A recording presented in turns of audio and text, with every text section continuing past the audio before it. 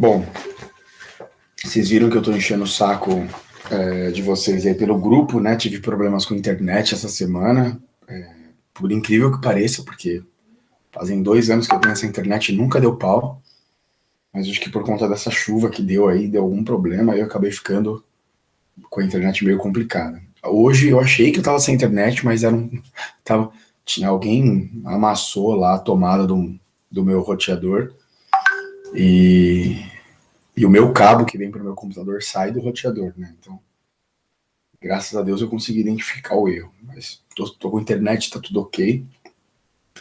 Eu fiquei enchendo o saco de vocês, né, para que vocês alinhassem as apostilas, né? Idade média tá bem tranquilo, né? Ficou 2 páginas de exercício de vestibular. Geografia ficaram os exercícios, claro, caso vocês tenham assistido às aulas. Então eu preciso que vocês sejam sinceros. Vocês deram conta, conseguiram assistir às aulas? Eu assisti. Bernardão, rolou? Deu para entender a aula? Deu. Meninas, vocês conseguiram assistir? Assisti, pro. Assistiram? Eu não, pro.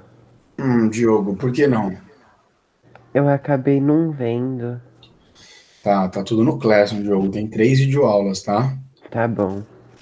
Uma de correção, outra de aula e correção, e uma de aula. E aí, a última parte da apostila, a ultimazinha, não foi corrigido, porque eu não tive tempo de gravar essa aula ainda.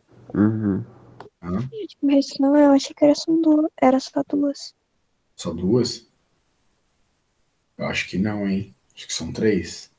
Deixa eu dar uma conferida final aqui, só para certificar. Você chegou a assistir, Luana? Eu só vi duas aulas, eu não vi nenhuma de Ah, produção, não. 2. Tá. Peraí que eu já só vou dar uma confirmada aqui. Eu tô na tela do Classroom. Aí a gente já tira essa dúvida. Só tô alinhando com vocês, tá bom, gente? As coisas que a gente tá fazendo pra gente não deixar buracos, né? Porque esse tema da apostila 2, é muito, muito, muito importante. Então, tipo, quem não assistiu a aula, pelo amor de Deus, assiste, tá? Mesmo que você já saiba o conteúdo. Ah, já vi isso, já estudei e tal. Assiste, cara, porque meu ano de quarentena, entendeu? Vai ficar uns buracos para trás aí, depois para recuperar é mais difícil. Então, ó, formações vegetais e correção, aula de poluição atmosférica. Ah, então eu que tô comendo bola, né? Eu achei que eram 3 aulas, mas é isso mesmo, tá?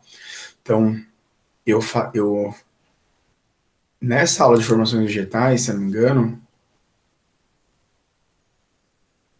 eu não lembro agora, cara, se eu tô falando só de formação vegetal, já fiz a correção, mas tem que ter uma aula que eu falo de clima, atividade e tal, material.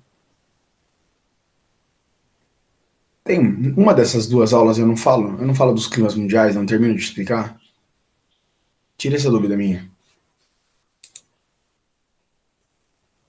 Sim, pro. Uma é sobre climas mundiais, outra poluição. Deixa eu ver. Problemas ambientais. Tá, beleza. Bom, então assim, só para dar essa pincelada aí no término da apostila 2, né, pra gente poder começar a 3 com tranquilidade, a relação é muito próxima, tá? Então, o clima determina a cobertura vegetal, ok? Essa é a relação. Então, se eu tenho um clima com mais radiação, com mais umidade, se eu tenho um clima mais quente, mais úmido, eu tenho formações vegetais mais desenvolvidas. Exemplo, as florestas tropicais, florestas equatoriais, tá? Savanas, florestas tropicais com estações secas, né, como o cerrado, como a savana, tá? Quando eu saio da zona intertropical, né, e vou para uma zona temperada, então eu passo a ter florestas homogêneas, ou seja, florestas menos biodiversas, como as florestas temperadas e as florestas de coníferas. São coberturas vegetais de climas mais frios, né, com menor radiação. E a menor radiação faz com que a cobertura vegetal não se desenvolva em volume de espécies, né? Então eu tenho poucas espécies, tenho florestas altas, tenho árvores de grande porte e tal, como é o caso dos pinheiros, né? Dos carvalhos, tal, das árvores de floresta temperada, coníferas a mesma coisa, eu tenho florestas altas, elevadas, mas eu tenho as mesmas espécies, eu não tenho variedade. E a partir do momento que eu chego nas latitudes mais altas da Terra, né? Círculo polar antártico, círculo polar ártico, principalmente falando do círculo polar ártico, né, gente? Porque no hemisfério sul não tem terra, né? Tem poucas terras emersas no hemisfério sul. Isso é uma coisa que eu já falei, né? Que nós temos grande parte das terras emersas da Terra no hemisfério norte. Tá? O hemisfério sul tem menos terras emersas. E isso, obviamente, acarreta uma redução, obviamente, dos espaços vegetais do extremo sul do hemisfério sul. Então, você vai para o hemisfério norte, quando você passa o limite do círculo polar ártico, você começa a encontrar o quê? Você começa a encontrar tundras e geleiras, né? Gelos eternos. Tá? A mesma coisa vale para altitude. Quando eu saio do nível do mar e vou subindo na minha altitude, eu vou saindo de florestas tropicais, né? Florestas de clima seco, cerrado, vou caminhando, chego em florestas temperadas, caminho mais um pouco, florestas de coníferas, que seria o clima continental frio, né? Norte da Rússia, norte da Europa, né? Norte do Canadá, aquela coisa toda. E quando eu ultrapasso um limite muito elevado de altitude, um exemplo, né, 2.000, 2.500, 3.000 metros, eu passo a entrar em tundras. E de tundras eu chego a neves eternas, gelo. Tá? Então essa é a relação das coberturas vegetais com o clima. E claro, as características de cada uma estão na aula, não vou reexplicar isso aqui, mas acho que é legal vocês entenderem isso, porque cai bastante na prova, cai bastante no vestibular, eu acho que vale a pena a gente alinhar isso aí, tá? A apostila nova, gente, ela tá entrando em...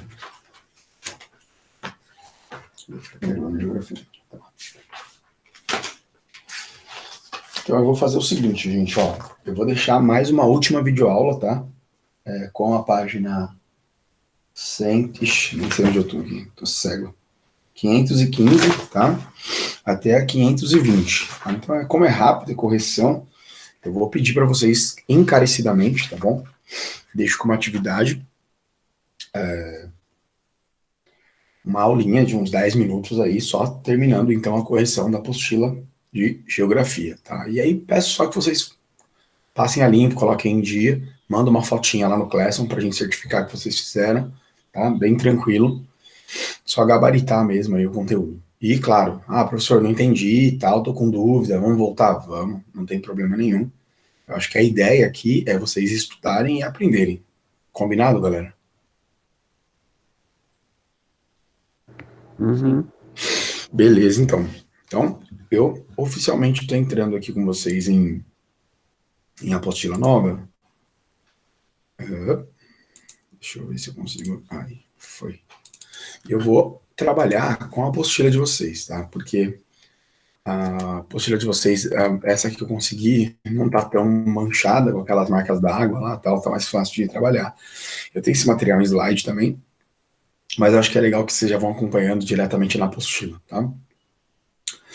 Bom, tem algumas coisas que eu gostaria de mostrar, até que tem relação com um projeto de ciências que eu quero fazer, que é um site do Embrapa que mostra o relevo do Brasil em 3D, tá? Pois eu vou preparar pelo menos 2 ou 3 ferramentas digitais para a gente poder fazer um passeio por relevo em forma 3D. As coberturas vegetais também tem um lance muito legal que eu gostaria que vocês explorassem, e eu já na minha cabeça eu já desenhei o projeto da Feira de Ciências desse ano. A gente vai fazer um tutorial, como se fosse um vídeo de YouTube, por exemplo, com tecnologias que mostram o quanto de áreas desmatadas nós temos no Brasil e no mundo, áreas que já estão sendo reflorestadas, que estão sendo restauradas, né? Quanto que está se perdendo, quanto que está se ganhando de cobertura vegetal. Então, aproveitando um pouco mais esse link aí das formações vegetais, acho que para o primeiro ano, principalmente, vai ser bem legal, né? Porque matéria que vocês acabaram de começar, entre aspas, né?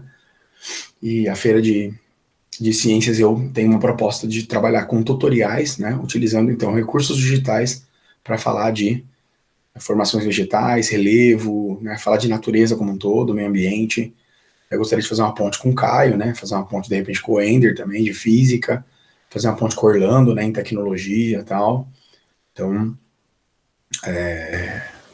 falar um pouco de astronomia, né? Porque tudo é satélite e tal, né? Que gera essas imagens e tal. Então, acho que vai ser um trabalho complexo, mas eu acho que agradável, já está tudo pronto, né? É só aprender a usar as ferramentas e montar um tutorial que a gente possa explicar para quem vai ver como que se utiliza as tecnologias aí para monitorar o meio ambiente. Então depois eu vou fazer o projeto certinho, colocar no papel quais são as ferramentas e tal, e vou estar falando com a Thaís, e assim que tiver tudo liberado, já comunico vocês aí. Bom, gente, geologia do Brasil, né? Geologia, né, estamos falando do solo, né, estamos falando do interior da Terra e do exterior da Terra, estamos falando das formações rochosas, né, geo, terra, né, logia, estudo da Terra, né, estudo da Terra do Brasil e os seus recursos minerais. Então, a primeira parte a gente vai ver a estrutura de relevo do Brasil, tá? Senhores, o relevo do Brasil, ele é um relevo considerado gasto, né, considerado velho, erodido, né? Então, o Brasil, ele está em cima, né, no meio da placa sul-americana, tá? Da placa tectônica. Vocês lembram da primeira apostila de geografia, né? Nós vimos placas tectônicas, tal, blá, blá, blá. O Brasil fica no meio da placa sul-americana, né? Então, o Brasil não está próximo de nenhuma borda de placa, tá? Por essa razão, há bastante tempo não há atividade sísmica, não há atividade geológica no Brasil. Então, o Brasil não tem vulcões ativos, né? Não tem movimentos tectônicos, orogênicos recentes. Então, o que mais acontece no Brasil? As formações rochosas do Brasil são antigas, né? Elas são velhas. E elas estão sofrendo um processo de erosão, tá? Então, o Brasil não está mais sofrendo processos endógenos, ou seja, processos internos.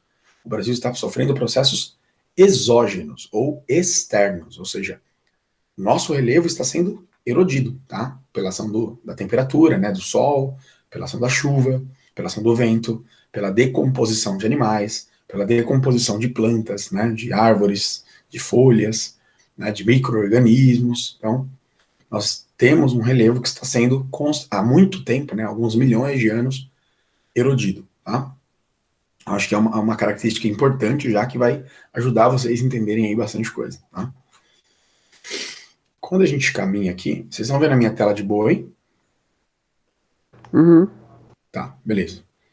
Então, ó, essa é uma plataforma de petróleo no Rio de Janeiro, né? 2, extração de minério de ferro na Serra do Carajá, no Pará, e garimpos de ouro em Poconé, no Mato Grosso. Então, tudo que nós utilizamos, né, gente, desde o nosso celular, né, o computador, né, o cabo de internet que está ligado ao seu computador, saiu do solo, tá?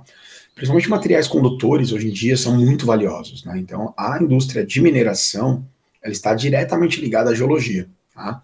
Petróleo, minérios metálicos, minérios não metálicos, né? Então, toda a economia mundial, ela está estreitamente ligada à geologia e ao solo, né? As formações rochosas, as rochas ígneas, as rochas magmáticas, assim como as metamórficas, são grandes bacias de metais metálicos, tá? De minerais metálicos. As rochas sedimentares são grandes áreas de concentração de recursos energéticos, carvão mineral e petróleo, além do gás. Ok? Então,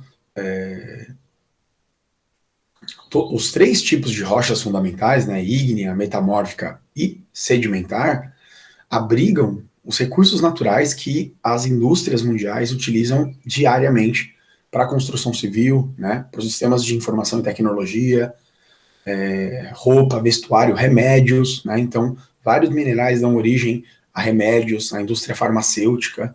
Então nós temos uma relação muito forte com os minérios, né, com os minerais, desde lá da pré-história, né, do primeiro ser vivo que pegou lá um calcário, que pegou lá uma sílica, né, um silício, fez uma lâmina, fez um machado de mão lá no início da humanidade.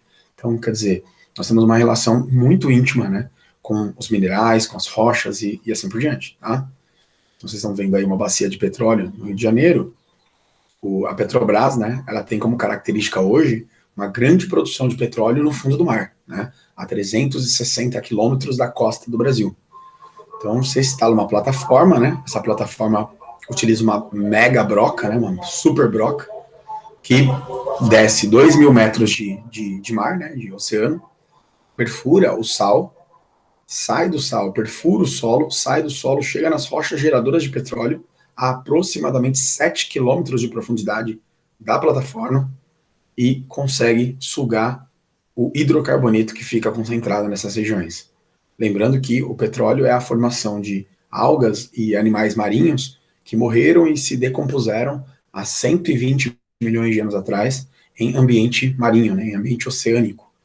O fato de você ter petróleo fora do oceano são os movimentos das placas, né? As placas saem do fundo do mar, sobem, ficam imersas, né? E é por essa razão, principalmente, que nós temos plataformas continentais de petróleo, né? Porque o ambiente da formação de petróleo é um ambiente marinho, onde a decomposição desses seres vivos dá origem a hidrogênio e carbono, né? A gente chama de hidrocarboneto, que é o famoso petróleo, que se desenvolve em rochas sedimentares, tá, gente? Sempre bom vocês lembrarem isso também, tá? Então, esses são os objetivos, né, que a gente vai cruzar esse passo, né?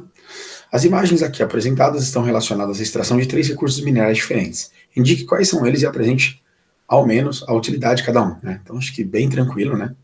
Vocês estão vendo aí que minério metálico, não metálico, petróleo e tal, utilização, a gente acabou já comentando bastante, né? Tá?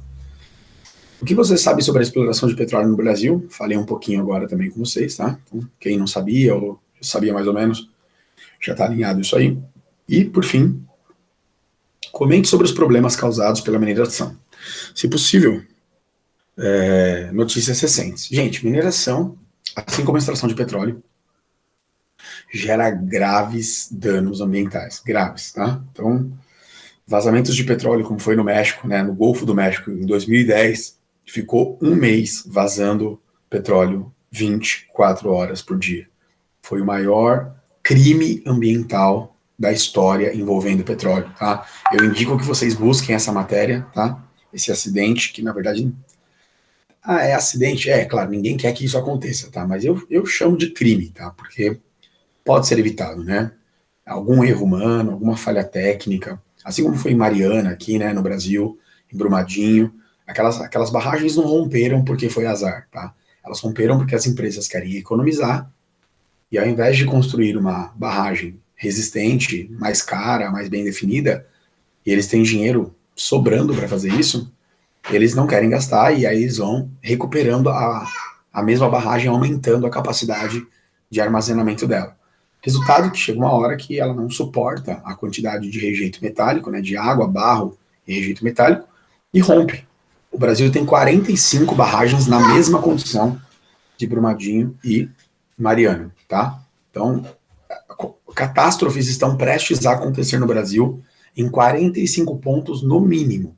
Isso é o relatório que a gente tem oficial, relatório que a gente conhece hoje, porque o Brasil tem 24 mil barragens de minério. O Brasil é um país muito grande, né? Então tem muita produção de minério no Brasil, né? No Carajá, no Pará, em Minas Gerais, no Sul, né? Na quadrilátero ferrífero, tem no Mato Grosso, tem em Goiás, tem mineração em muito lugar no Brasil, tá? Principalmente em Minas e Pará, são os 2 lugares com a maior quantidade de minérios do Brasil.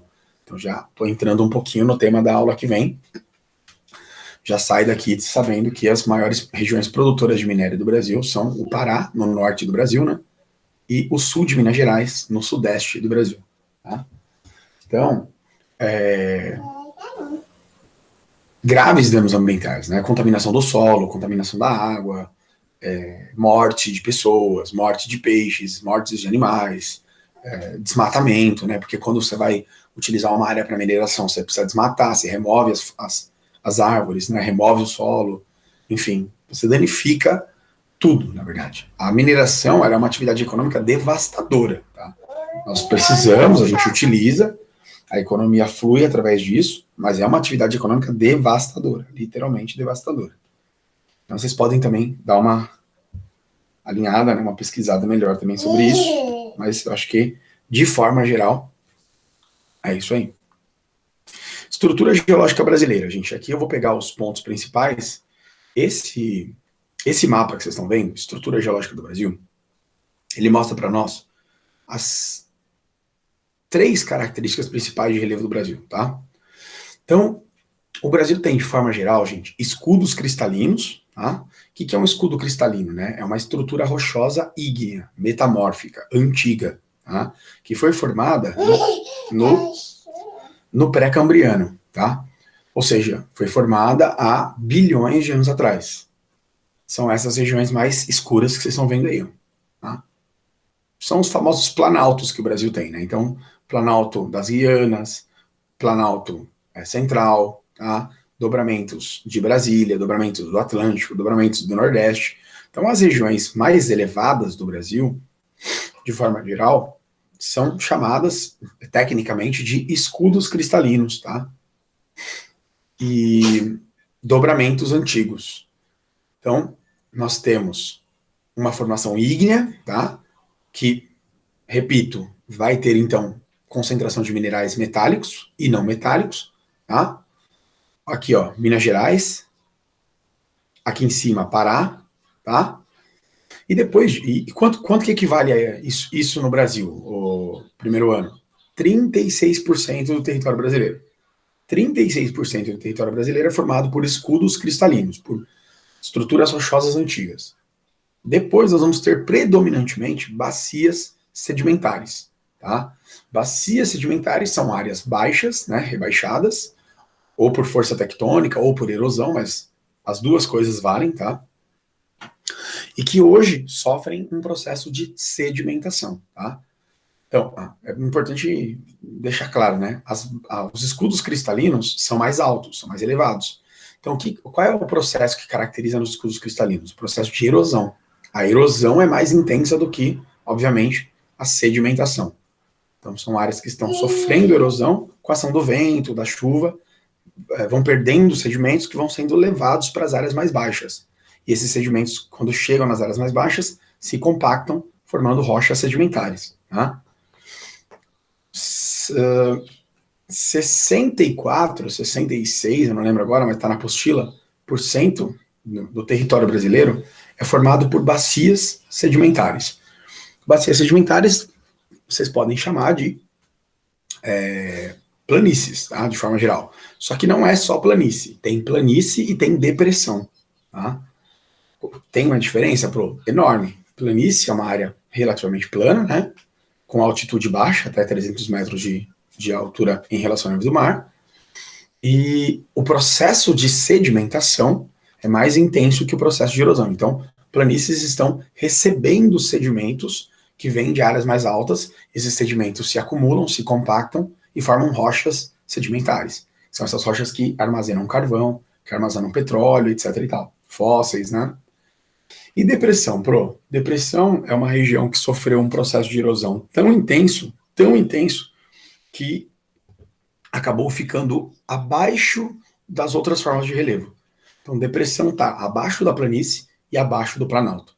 É um relevo muito erodido, tá?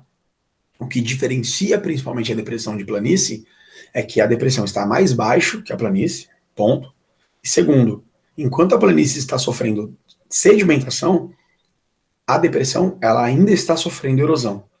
E é por isso que ela é uma depressão, porque ela está sofrendo uma erosão muito intensa, ficando desgastada e rebaixada. Só para eu entender se vocês estão conseguindo me captar aí. Tá dando para entender?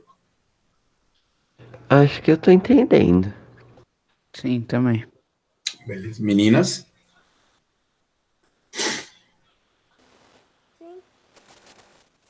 mim tá tudo bem Tá. Gente, me interrompe, tá? Se eu estiver falando muito rápido, caso vocês não estejam entendendo, por favor, interrompam e perguntem, tá? Por favor. A aula é de vocês, na minha não. Então aqui vocês têm a legendinha, né? Ó, milhões de anos, tá? O tempo geológico, aqui é a formação da Terra, né? Ó, 4,6 bilhões de anos atrás, 700 milhões de anos atrás, 670, 1,8, tá?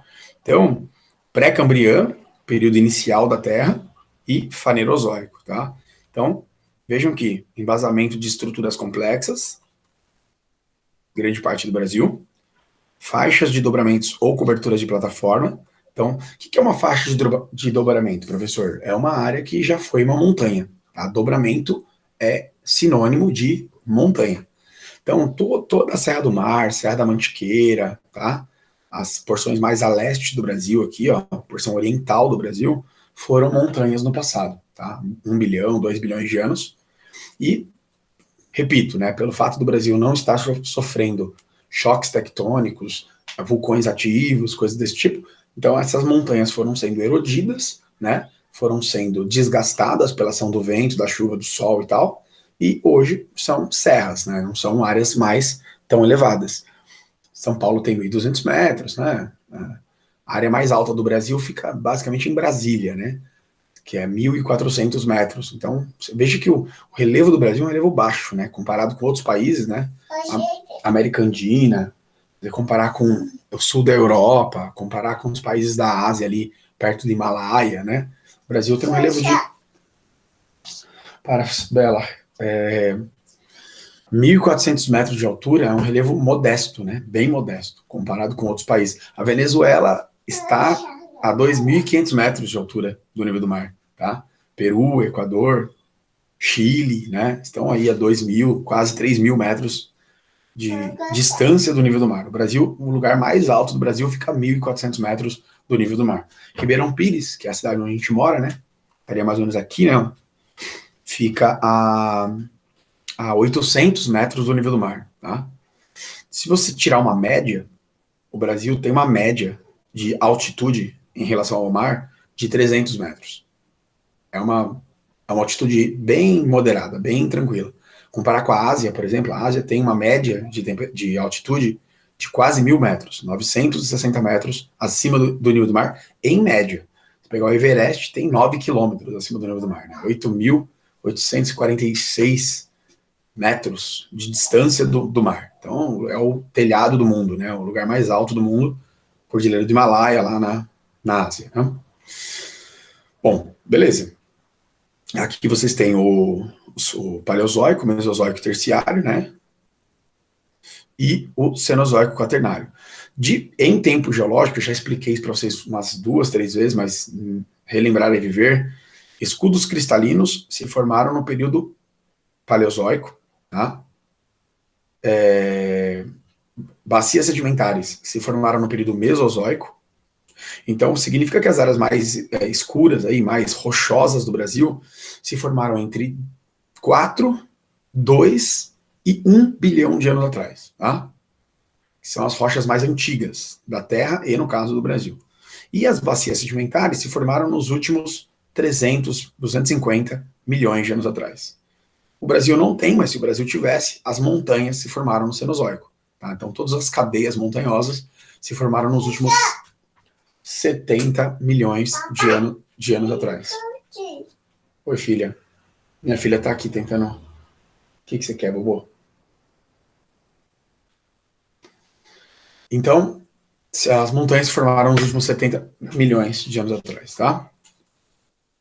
Gente, o que eu vou pedir para vocês, né? Façam a leitura integral, né, dos textos da apostila. A apostila de vocês tá bacana, tá? O texto tá bem estruturado, né? Vocês estão vendo aqui uma vista da Serra de Bocaina, no Rio de Janeiro, faz parte dos dobramentos do Atlântico. Então, é muito legal essa imagem, porque, tá vendo? A foto que vocês viram do Rio de Janeiro, né? É isso aqui, ó. Tá? Os dobramentos antigos do Brasil. O que eles viraram hoje? Gostaria muito de ter tido essa conversa com um geógrafo da USP, Nassib Aziz Absaber. Ele vai chamar esses relevos de mares de morros, tá? Então, mares de morros, por quê, professor? Porque vejam que eles fazem uma meia laranja, né? E eles vão fazendo, né, um vai e vem, um sobe e desce, tá? São planaltos mamelonares em forma de meia laranja. Aqui não é o caso, porque o Rio de Janeiro é uma cidade muito litorânea, né? Mas se vocês olharem de forma geral, os planaltos do sudeste do Brasil, nós chamamos de mares de morros. Tá? Aqui em Ribeirão Pires é bem parecido com o que eu estou explicando para vocês. Tá? Cobertos por Mata Atlântica, né? Cobertos por floresta tropical. Acho que isso é legal também vocês saberem. E aí, para terminar a aula, né? Porque nós já estamos com. Faltando 10 minutos, né? Por que o Brasil não apresenta dobramentos modernos? Né? Por que o Brasil não tem montanhas? Então, esse tópico aqui da página 486 responde para vocês por que o Brasil não tem montanha, né? Que o Brasil, como eu expliquei, ó, tá no meio da placa sul-americana. A placa africana está indo nessa direção, a placa sul-americana está vindo para essa direção. Então, com quem que a placa sul-americana se choca? Com a placa de Nazca, que está embaixo do Pacífico. A placa de Nazca é uma placa oceânica, mais pesada, então ela afunda e é engolida pelo manto. A placa sul-americana é uma placa continental, então ela é menos densa, né, ela é mais leve, então ela sobe, ela irruga, e aí forma a Cordilheira dos Andes, ó, que é a nossa cadeia de montanhas aqui da América do Sul, tá? Que vai lá da Colômbia até o sul da Argentina. O ponto mais alto da América, Monte Aconcagua, que fica nos Andes argentinos. Só que o Brasil está longe, o Brasil não faz fronteira com os Andes, o Brasil faz fronteira com os países depois dos Andes, né? Ok? Então, por isso que o Brasil, mesmo quando tem algum tremor de terra no Brasil, ele vem de outros países, né? Ele vem do Peru, ele vem do Chile, né? Ele pode vir da Argentina, mas ele já chega um pouco mais fraco no Brasil. Não é que o Brasil não sofre terremotos, o Brasil sofre terremotos leves, porque eles vêm de uma distância mais maior, né? Então acaba não afetando tanto o nosso país. Tá? Professor, o Brasil tem chance de ter tsunami? Difícil também, cara. Bem difícil, porque ó, o choque das placas estão distantes, né? Aqui não é litoral do Brasil, litoral pacífico não banha o Brasil, então aqui é impossível. E aqui, se você olhar, ó, poderia ter algum vulcão aqui, alguma coisa explodindo aqui para gerar um tsunami no Brasil. Mesmo assim, demoraria muito tempo para chegar e chegaria com pouca intensidade, né? Não seria nada absurdo, tá? E agora a gente está vendo aí alguns furacões, né? Que eu expliquei para vocês, extratropicais, né? Que é o choque da massa polar fria com a massa atlântica quente, pode gerar algum furacão no Brasil. Furacão o Brasil pode ter, tá? Não no nível do México, lá da América Central. Basicamente impossível ter esse tipo de furacão no Brasil, tá? Mas ventos de 100 por hora, que já podem causar estragos, né? Podem causar danos e problemas, mortes até mesmo, se não houver ali um controle da população, cuidado, né? Bom, então, já falei das bacias sedimentares, já falei dos escudos cristalinos, tá? Depois vocês só leem. As bacias sedimentares do Brasil. Pegando só esses tópicos aqui que eu acho que é importante. São grandes depósitos de sedimentos formados sobre os escudos cristalinos, um longo período geológico, por meio da deposição de materiais orgânicos e inorgânicos. E é isso que vai dar origem ao carvão, é isso que vai dar origem ao petróleo, né? Materiais orgânicos e inorgânicos, principalmente orgânicos, tá? A disposição ocorre em camadas horizontais e pode ter diferentes origens. Eólica, trazidas pelo vento, lacustre, trazidas por rios, né, por lagos, fluvial por rios, né, no caso, marinha, trazido pelo mar, glacial, uma geleira que derreteu, né, que ficou muito tempo presa, depois acabou derretendo, vulcânica, entre outras, tá? Então aqui vocês estão vendo a diferença, ó. Essa rocha aqui, ó, o escudo cristalino, são rochas antigas, que têm bilhões de anos, enquanto essa marronzinha é a bacia sedimentar. Então, na prática, o que está acontecendo o primeiro ano, para vocês entenderem agora melhor ainda? O vento, a chuva, a água, o sol, os animais decompostos estão tirando os sedimentos dessas partes mais altas e esses sedimentos são transportados pela ação da erosão. Então, a erosão seria o quê? Um transporte que vai pegar os sedimentos dessas rochas e vai levar para onde? Ação da gravidade, né, gente? Ação da gravidade é o quê? Então, vai sair das áreas mais altas para as áreas mais baixas. Bela, o papai tá trabalhando, filha. O que você quer, filho? Pronto. Essa cara de brava da minha filha, para mim, é a melhor, vai. Beleza. As bacias sedimentares, eu falei 64%, acho que eu acertei, eu fiquei entre 64 e 66, né? Escudos cristalinos 36, tá? E esses 4% que faltam, né, gente, são áreas de formação vulcânica. O Brasil tem, no sudeste e no sul do Brasil, 4% de derrames vulcânicos, tá, gente? Esses derrames vulcânicos dão origem a um solo muito fértil. Então, deixa eu voltar para cá, para esse mapinha, que eu acho que isso eu não expliquei, eu acho que isso é bastante importante também. Para a gente terminar com chave de ouro, tem umas regiõezinhas do Brasil, né?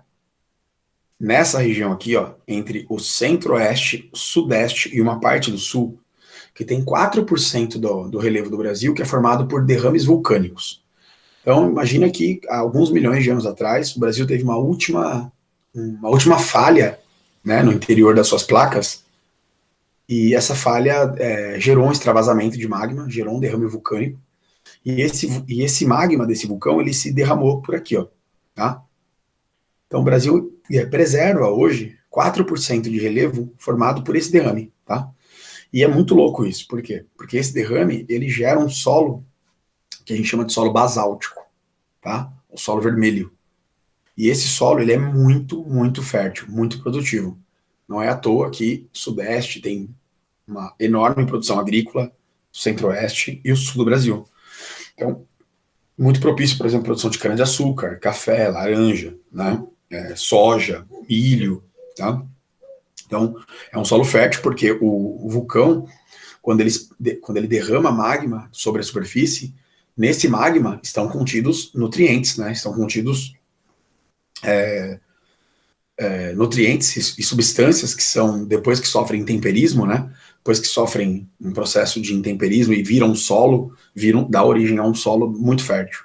Tá? Isso também aparece bastante em prova, tá bom? Primeiro, por isso que eu estou dando uma atenção interessante para vocês aí. Beleza. Aí, geografia no cotidiano e tal. Vamos ver o que está falando aqui. Ao conhecer o perfil geológico do nosso país, conseguimos entender, por exemplo, a estabilidade, ou seja, o Brasil é estável, né? Não tem terremoto, não tem vulcão, não tem nada aqui existente, que nos resguarda de atividades sísmicas de alta magnitude e de vulcões ativos. Esse entendimento também explica a distribuição dos minerais no subsolo, fato que possui grande significado econômico e ambiental. Os estudos geológicos nos permitem ainda reconhecer as melhores localidades para instalar indústrias, extrair minerais, identificar mananciais hídricos subterrâneos, né, os famosos aquíferos. Né? O Brasil tem os 2 maiores aquíferos do mundo, uma outra aula eu vou falar disso, tá? O aquífero Guarani, que fica embaixo aqui da região sudeste, fronteira com Paraguai, Argentina e Uruguai, e lá no norte do Brasil, o aquífero Alter do Chão, que é considerado hoje o maior aquífero do mundo. O Alter do Chão tem 83 milhões de metros cúbicos de água, e o Guarani tem 34 milhões de metros cúbicos de água. São os 2 maiores reservatórios de água doce do mundo, ficam no Brasil, tá? O Brasil é uma Disneylândia da água mineral, tá? Daria para dominar o mundo se nós tivéssemos um país desenvolvido, que realmente protegesse e fizesse algo importante com os recursos naturais, né? Nós não temos, infelizmente. Extrair minerais, identificar tal, blá, blá, blá, sustentável. Observe o mapa da página 484 e responda. Então, volta lá depois, dá uma olhadinha. Em que tipo de estrutura geológica o lugar que você mora está? Tá? Pesquisem isso, por favor. Que recursos minerais possivelmente podem ser encontrados aí? Tá? Então, a partir daqui começa o aplicandozinho aqui, né? Bonitinho. E na próxima aula a gente vai entrar em recursos minerais metálicos do Brasil, no Pará e em Minas Gerais. Tudo bem? Uhum. Sim. Alguma pergunta, alguma dúvida? Não. Gente bonita do meu coração, obrigado, tá? Aguardo vocês, então, nas próximas semanas aí. Qualquer dúvida, também estou no WhatsApp aí, podem contar comigo. Beleza.